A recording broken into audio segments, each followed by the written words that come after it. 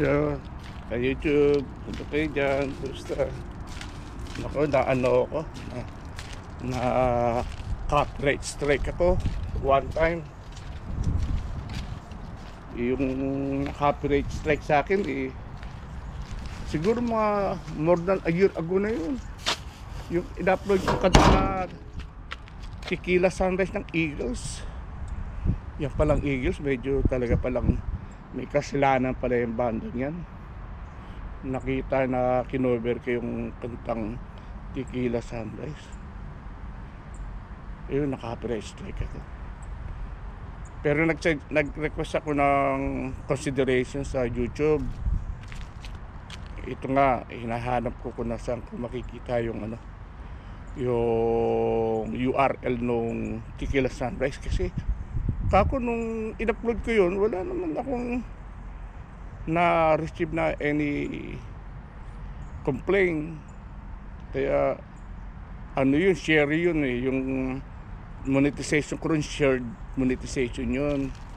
Kasi ngayon may copyright yun syempre nagko-cover ako ng mga kanta. I-cover ko na kanta kung anong ilalaman ko sa channel ko. Meron nga akong maglaman ng content kasi nga yung sa copyright na yan. At tapos sabi sa akin ng YouTube, mas maengganyo daw nila ng ang ginagawa ko ay mga original, mga original song. Hello buddy. Yun ang sabi sa akin. Kaya dyan, in-upload ko itong video na to para ipaalam sa inyo as a warning na may ganyang sitwasyon pala yung copyright strike. Hanggang 3 strikes yan. Pag nakatatlo ka strikes, isasarado yung channel mo ng tuluyan. So ang ginawa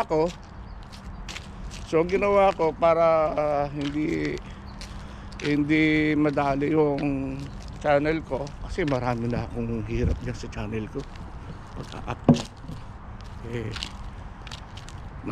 Marami na akong hirap dyan, kaya ayokong mawala. So ginawa ko, dati naka-public yung yung channel ko,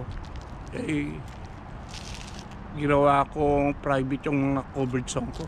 Tapos iniwan ko lang yung mga hindi copyrighted na mga materials.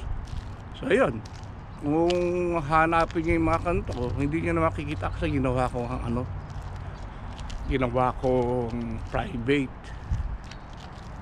Ayokong masira yung yung channel ko. Mahirap na.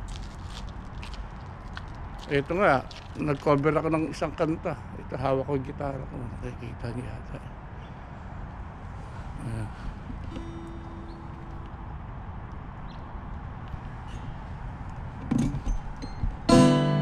Nag-cover ko ng kanta, yung Pamasko. Hindi ko naman ma-i-upload.